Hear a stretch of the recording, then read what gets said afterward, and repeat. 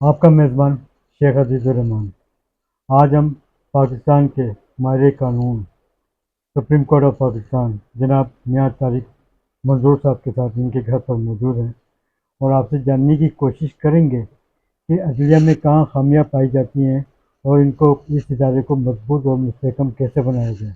अस्सलाम वालेकुम। वालेकुम अस्सलाम। सर, पहला सवाल आपसे करने जा रहा हूँ मैं कि आप हमारे देखने वाले नाजरीन को अपने पस मंज़र के बारे में आगाह करें। मेरा नाम मियां तारिक मंजूर है। मैं एडवोकेट सुप्रीम कोर्ट पाकिस्तान हूँ। मेरा ताल्लुक पंजाब के एक ज़राई इलाका जो है साहिवाल, वहाँ से ताल्लुक़ है। इब्तदाई तालीम मैंने साहिवाल में अदा की जी और उसके बाद मैं कराची शिफ्ट हो गया। मैट्रिकुलेशन और ग्रेजुएशन बी.कॉम जो है वो मैंने कराची में किया। जी जी यानी मैट्रिक जो था वो मैंने इब्राहिम अली भाई स्कूल है शाह फैसल कॉलोनी में, जी वहाँ से किया। और उसके बाद जो ग्रेजुएशन है वो मैंने कराची यूनिवर्सिटी से मैंने बी.कॉम किया। उसके बाद फिर मैं वापस साहिवाल शिफ्ट हो गया। वहाँ से फिर मैंने बहाउद्दीन ज़िक्रिया यूनिवर्सिटी मुल्तान से मैंने एलएलबी की डिग्री हासिल की और 1990 से मैं वकालत के इस पेशे में आया हूँ। वकालत की तरफ हम आगे चलेंगे सर। जैसे कि आप आला तालीम हासिल करके आए, माजी और मौजूदा निज़ाम तालीम के बारे में आपकी क्या राय है? ज़मीन व आसमान का फ़र्क है। जो पहले जो हमने एजुकेशन हासिल की वो आज की एजुकेशन के हिसाब से बहुत मुख्तलिफ है। अब आज के जो एजुकेशन है उसमें बेपनाह जो एजुकेशन की लाइन हैं जो उसमें वो बेशुमार आ गई हैं। जी पहले इंजीनियरिंग में होता था, एक ही होता था कि या तो वो सिविल इंजीनियर बन जाए या मैकेनिकल या इलेक्ट्रिकल, हम्म, लेकिन अब उसमें भी बेशुमार जो है वो फैकल्टीज आ गई है। जी इसी तरीके से अब आज की तालीम जो है वो पहली तालीम से बहुत ज़्यादा मुख्तलिफ है। सर, आपका ताल्लुक साहिवाल से, आपको शोबे वकालत की तरफ आने का ख्याल कैसे आया?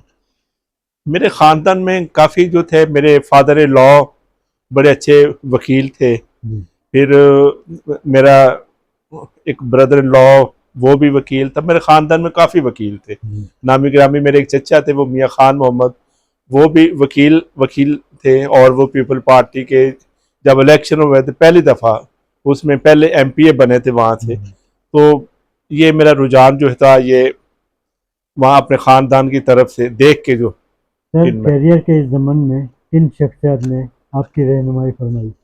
मेरे उस्ताद, मैंने जब वकालत का आगाज़ किया तो मेरे जी उस्ताद मियाँ सिद्दीक कामयाना साहब हैं, वो एडवोकेट सुप्रीम कोर्ट हैं।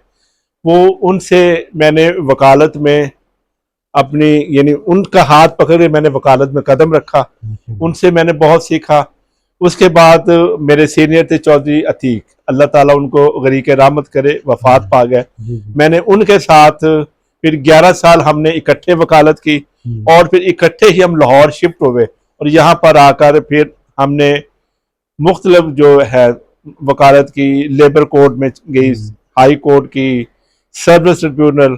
और चूंकि लाहौर के अंदर जो वकालत के शोबे बहुत बेपनाह है, वहाँ पर साहिवाल में तो सिर्फ एक ही तो सिविल कोर्ट चले गए, सेशन कोर्ट जी चले गए। लेकिन यहाँ पर ऐसी ऐसी किस्में अदालत की हैं जो पहले हमने कभी नहीं देखी थी, वो लाहौर में आके देखी। जैसे सर्विस ट्रिब्यूनल हो गया, इन्वायरमेंटल ट्रिब्यूनल हो जी गया, जी। इस तरह की अदालतों में फिर हम यहाँ पर आके हमने अपना सर, काम। वकालत के पेशे को प्रोफेशनल शोबा कहा जाता है। ऐसा क्या हुआ इस शोबे की इज्जत में कमी आई?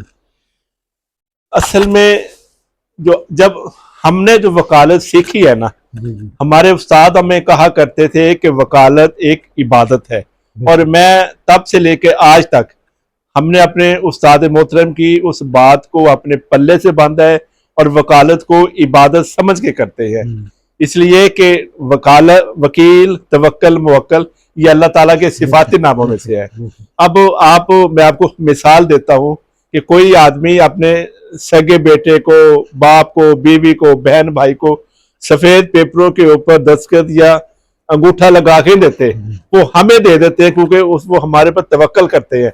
लेकिन हमारे जो प्रोफेशन के अंदर जो है ना, ऐसे लोग आ गए हैं जो क्रिमिनल लोग थे, जिनके ऊपर FIR हुई थी, उन्होंने आके हमारे प्रोफेशन को खराब किया।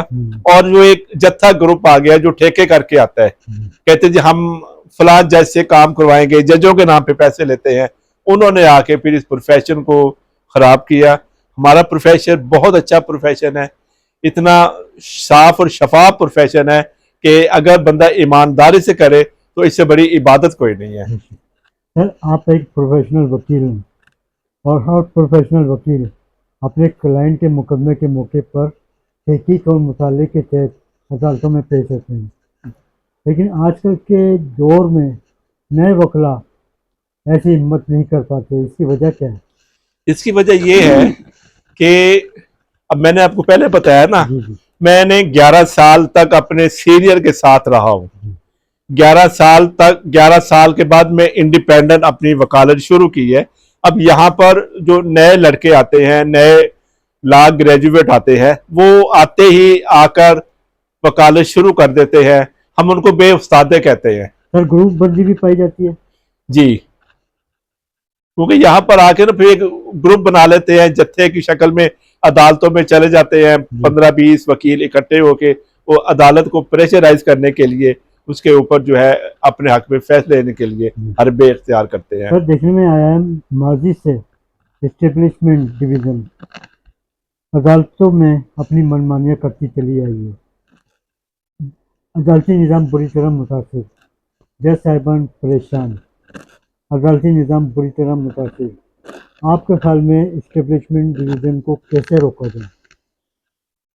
ये कहते ना कि ये पानी सर से ऊपर गुजर गया है। इस्टेब्लिशमेंट जितनी मजबूत हो चुकी है, इसमें हमारी अदलिया का भी कसूर है, हमारे बेशुमार जो सीनियर वकील है उनका भी कसूर है कि जब से पाकिस्तान बना है, जब से अदलिया में काम पाकिस्तान बनने के बाद शुरू हुआ है, ये अदलिया हमारी आज़ाद नहीं रही। हमें ऐसी बातों का इल्म है कि चैम्बर में जाकर ये जो इस्टेब्लिशमेंट के लोग थे, जजेस से अपने मन पसंद के फैसले करवाते थे। और यहाँ तक भी हुआ है, कोई अगर ऐसा कोई फैसला अनाउंस होने जाता था तो इस्टेब्लिशमेंट वाले उस जज पे प्रेशर डालते थे कि सुबह आपने नहीं जाना, तो पता चलता था कि सुबह वो कोर्ट में नहीं आए, यानी सारी लिस्ट जो है कैंसिल कर दी।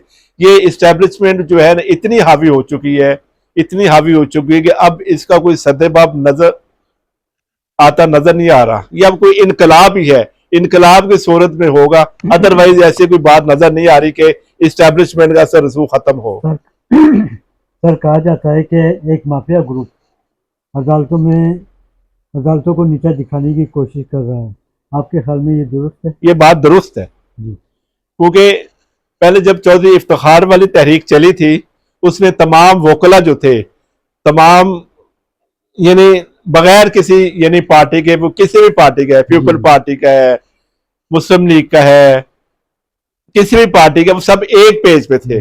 लेकिन अब जो अदलिया का वो जो इशू शुरू हुआ है, अब इन्होंने इस्टेब्लिशमेंट ने वकला को 2 हिस्सों में तकसीम कर लिया है। उनको इतनी मराद दे दी उन लोगों को, उनको लॉ ऑफिसर बना दिया है, बड़े बड़े ओहदे उनको दे दिए और अपनी गिरफ्त में कर लिया है, जिसकी वजह से इस्टेब्लिशमेंट के खिलाफ वकला अब वो वाली तहरीक चलाने में नाकाम हो रहे हैं जो चौधरी इफ्तिखार के दौर में चली थी। सर, आईनी बेंच तश्कील देना, क्या सूबाई अदालतें और सुप्रीम कोर्ट ऑफ पाकिस्तान आईनी नहीं है? ये आईनी अदालत है, क्योंकि जो आइन का मतलब क्या है, आईनी का मतलब यह है कि वो अदालत या वो इदारा जो कॉन्स्टिट्यूशन के मुताबिक तय बनाया जाता है, जिसको बनाने का, जज को अपॉइंट करने का, जज की डिस्क्वालिफिकेशन क्वालिफिकेशन आइन के अंदर दी हुई है। तो जब एक जज को या एक कोर्ट को आइन के रोशनी में बनाया जा रहा है तो वो आईनी अदालत ही कहलाएगी, क्योंकि जितनी भी हमारी अपेक्स कोर्ट है, जिसमें हाई कोर्ट है, सुप्रीम कोर्ट है, ये ऑलरेडी आईनी कोर्ट्स है, तो नई आईनी कोर्ट बनाने का कोई जवाब पैदा नहीं होता। सर, 26वीं आईनी तरमीमी बिल के बारे में आपकी क्या राय है? बस ये तो उन्होंने शब खून मारा है, क्योंकि रात के अंधेरे के अंदर दिखाया कुछ गया है और अमल कुछ किया गया है। अब हम जब से हमने होश संभाला ये पढ़ते आ रहे हैं कि यानी 3 सतून है, एक मुकन्ना है, एग्जेक्टिव है और जुडिशरी है। अब मुल्क के सिर्फ 2 सतून रह गए हैं। अब अदलिया जो वो आजाद बिल्कुल नहीं रही। अब ये जो उन्होंने कमेटी बनाई है अपनी मर्जी के जज लगाएंगे, पैसे चलेंगे, जिससे जज बनना होगा 3 जजों में सिर्फ करोड़ों रुपए जैसे पहले सिस्टम चलता है कि वो करेंगे।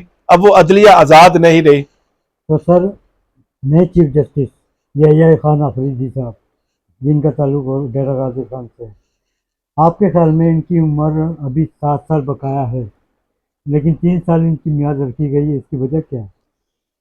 ये असल में इनका इरादा, इनका ख्याल ये था इस्टेब्लिशमेंट का कि इन 3 जजों में से हम इसका मंसूर अली शाह को तो उन्होंने लेना नहीं था, पीछे 2 जज रह गए। उनका ख्याल ये था कि अगर हम इसको हम चीफ जस्टिस अनाउंस कर देंगे तो चूंकि इसकी अभी जो है 6 साल बकाया है, 6 के 7 साल बकाया है, ये रिफ्यूज कर देगा और अगला जज जो इनकी अपनी मर्जी का है वो आ जाएगा, वो चीफ जस्टिस बन जाएगा। क्योंकि उन्होंने उस तरमीम के अंदर ये लिखा हुआ है कि अगर 3 जजों में से किसी का नाम अगर कमेटी अनाउंस करती है, उसमें से अगर एक बंदा रिफ्यूज करता है जो ऑटोमेटिकली नेक्स्ट होगा वो उसका ये नहीं जज बनेगा। आपके ख्याल में मंसूर अली शाह साहब का क्या मुस्तकबिल है? अब जो काजी फायज ईसा साहब जाते जाते जो आखिरी कलमात लिख गए हैं वो उन पे उसका असर तो पड़ेगा, लेकिन मंसूर अली शाह एक दबंग जज है तो इंशाल्लाह वो रहेगा जज। वो फुल कोर्ट से उन्होंने माजरत की है और उम्र की अदायगी पे चले गए फौरी तौर पे, तो आपके ख्याल में आते ही वो ये इस्तीफा पेश करेंगे या जॉब करेंगे? नहीं, मेरा ख्याल है कि वो बतौर जज काम करेंगे और उनको करना भी चाहिए।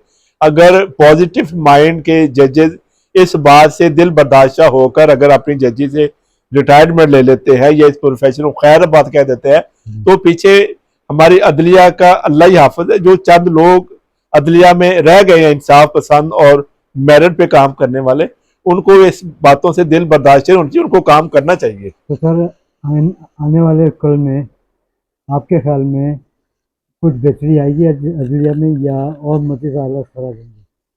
नहीं, कोई बेहतरी आ नहीं रही, नजर नहीं आ रही। जो या अफरीदी साहब जज अच्छे हैं क्योंकि मैं इनके पास मर्डर रेफरेंस काफी केसेस में इनके पास पेश होता हूँ, हो भी रहा हूँ। ये मेरिट पे फैसला करते हैं, इस्टेब्लिशमेंट का वो कोई ऐसी बात नहीं लेते, लेकिन कुछ कह भी नहीं सकते कि जितनी इस्टेब्लिशमेंट हमारी पावरफुल है वो उनको इनको काबू करने के उनके पास बथेरे काफी हथकंडे होते हैं। सर इसी तरह लाहौर हाईकोर्ट की बात कर लेते हैं। जो सीनियर जज साहिबान को नज़रअंदाज करते हुए आलिया नीलम को चीफ जस्टिस बनाना आपके ख्याल में ये दुरुस्त फैसला था? नहीं, ये दुरुस्त फैसला नहीं था क्योंकि ये दुरुस्त फैसला नहीं था। देखे ना, एक जज है, अब हाई कोर्ट का जज है, उसको एक ही उसको शौक होता है ना कि मैं बतौर चीफ जस्टिस काम करूं। अब एक शुजात अली खान है, बड़ा लायक और काबिल जज है, मेरे साथ बतौर वकील भी हमने इकट्ठे काम करते रहे हैं, बतौर जज भी था, हम उसके सामने पेश होते रहे हैं। वो लॉ नोइंग जज है क्योंकि ये लॉ ऑफिसर भी रहा है गवर्नमेंट ऑफ पंजाब का, लॉ नोइंग है। तो बस ये समझ नहीं आई इन्होंने उसको क्यों रिफ्यूज करके आलिया नीलम को बतौर चीफ जस्टिस मुकर्रर किया। सर आपके ख्याल में अभी हाल ही में 29 अक्टूबर को सुप्रीम कोर्ट बार का इलेक्शन होने जा रहे हैं, तो आपके ख्याल में कौन नया सदर बन जाएगा? देखिए जी, अब काकर और मियां अतारुफ साहब के दरमियान साझेदार मुकाबला है। हाँ, मुकाबला दोनों के दरमियान बहुत सख्त है, लेकिन जो एक बात चली आ रही है, जो दूसरा एहसन भवन ग्रुप के लोग हैं उनके खिलाफ, उनको जो बात उनके खिलाफ जा रही है, वो कैदी नंबर 804 वाला जो है ना, वो अगर वो इलेक्शन लूज करेंगे तो ये मेन फैक्टर ये होगा कि चूंकि वो उसकी इस्टेब्लिशमेंट की सपोर्ट कर रहे हैं और वो कैदी नंबर 804 वाला जो है ना, वो इनके खिलाफ जाना है इलेक्शन। हालांकि मैं ओपन तो नहीं कह रहा, लेकिन मैं कह रहा हूं मेरा जो कैंडिडेट है वो मियां अता रऊफ ही है, उसी को मैं सपोर्ट कर रहा हूँ। मेरे उसे पर्सनल फैमिली रिलेशन है। हालांकि मेरा जो ताल्लुक है वो हामिद खान ग्रुप से है। हमारा जो कैंडिडेट, हमारे ग्रुप का जो कैंडिडेट है वो अनवार काकर है। मैंने अपने ग्रुप से माजरत की है सिर्फ सदर की हद तक कि वो, क्योंकि उससे मेरे पर्सनल रिलेशन है, मेरा फ्रेंड है, मेरा फैमिली फ्रेंड है। तो आपके ख्याल में मुनीर अहमद काकर साहब सदर बन जाएंगे? नहीं, मुकाबला टफ है, दोनों तरफ जो है ना मुकाबला टफ है।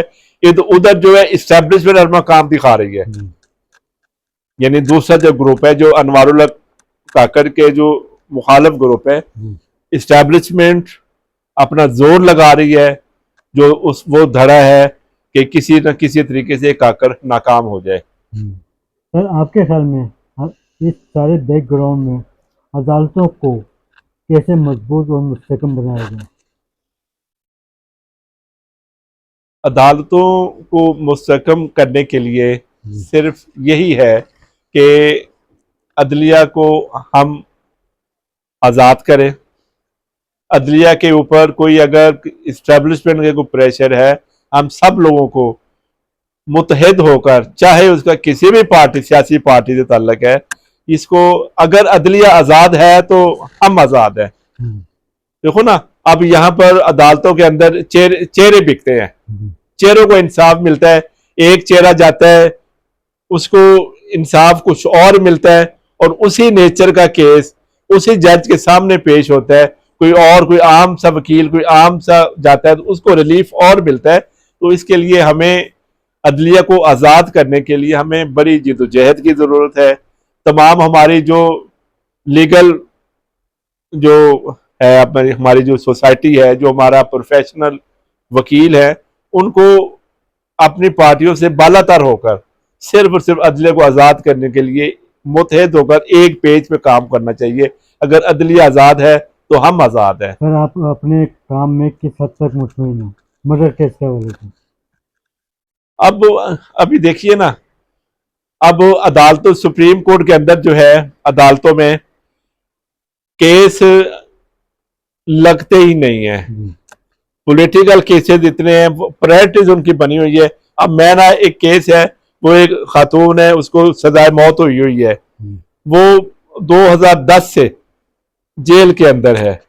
अब उसकी मैंने सुप्रीम कोर्ट में उसकी अपील फाइल हुई, मर्डर रेफरेंस फाइल हुआ है, वो 3 दफा लगा है, उसका अभी तक उसकी बारी ही नहीं आ रही। लेकिन अदालत उज़्मा की तरफ से एक फैसला सामने आया है कि आइंदा माह से साइलिन को इंसाफ फराहम किया जाएगा फौरी तौर पर। ये तो हम जब से हम इस प्रोफेशन में ये बात हम सुनते आ रहे हैं कि फौरी इंसाफ, लेकिन इस पे अमल दरामद नहीं होता। तो सर अमल दरामद कैसे कराएंगे?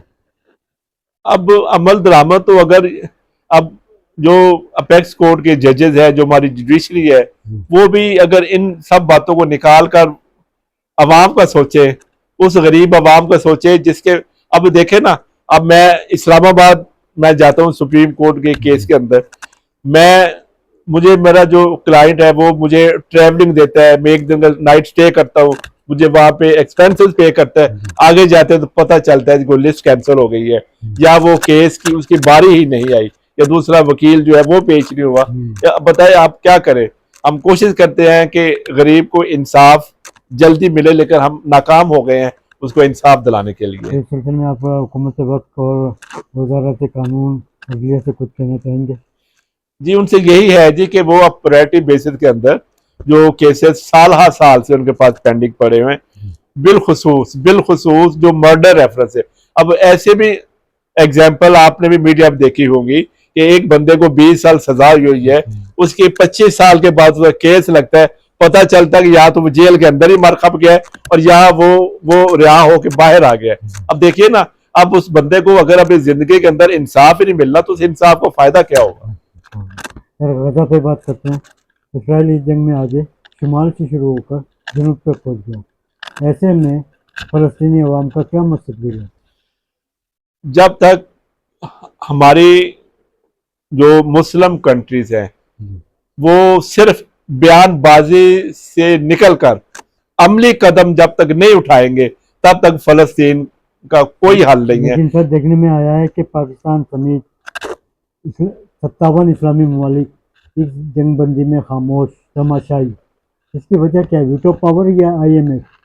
नहीं, इसमें वीटो पावर भी है, IMF भी है, और कई तो उन जो अमेरिकन एजेंट के तौर पर जो उनके सरबराहान है वो काम कर रहे हैं, वो उनकी मर्जी या उनके इशारे के बगैर कोई काम नहीं करते।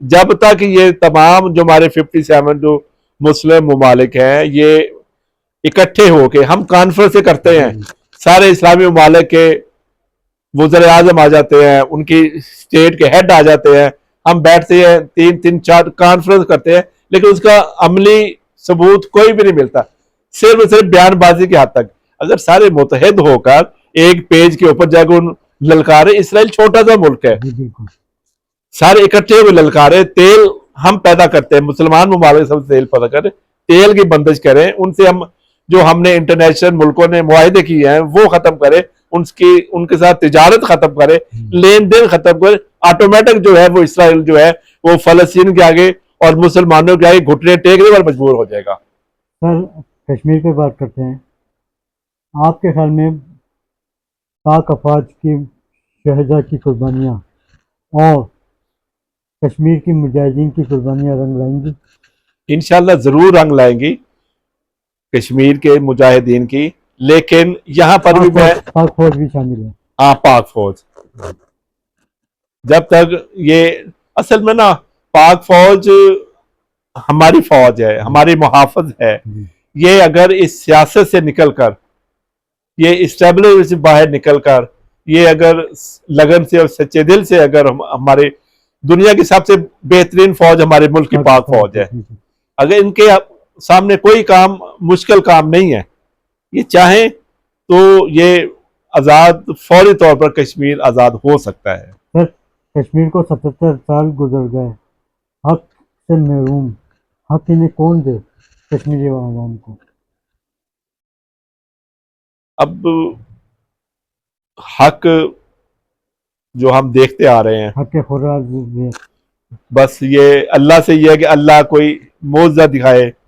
अब हम मौजज़े के इंतजार में बैठे हैं कि वो अबाबील आए और इनको जो है इनको तबाह करे और कश्मीर को आज़ाद करे, अदरवाइज तो ये नजर नहीं आ रहा। सर कश्मीर के 77 बरस कश्मीर में योम तहसीस जारी, शोधाए कश्मीर और कश्मीरियों को खराज तहसीन पेश करने के लिए आपका पैगाम?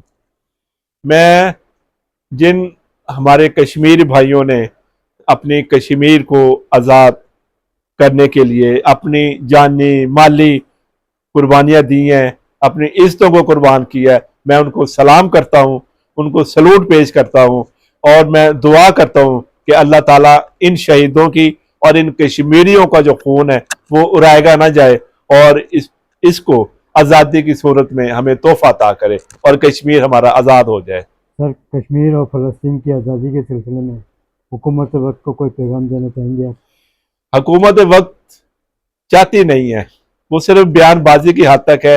अगर ये तमाम मुस्लिम ममालिक के साथ इत्तेहाद करके उनको इस बात पे ले आए कि आए जी हम अमली तौर के ऊपर इसको फलस्तीन को और कश्मीर को आज़ाद करवाएं, इन तमाम जो यहूदी लॉबीज है और जो इसराइल की सपोर्ट कर रहे हैं उनकी मुखालफत करे, उनकी मसनूआत का बाइकाट करे, उनसे मेल जोल ख़त्म करे, तो फिर ही है कि हमें आज़ादी नसीब हो, फलस्तीन को और कश्मीर को। बहुत शुक्रिया सर आपका।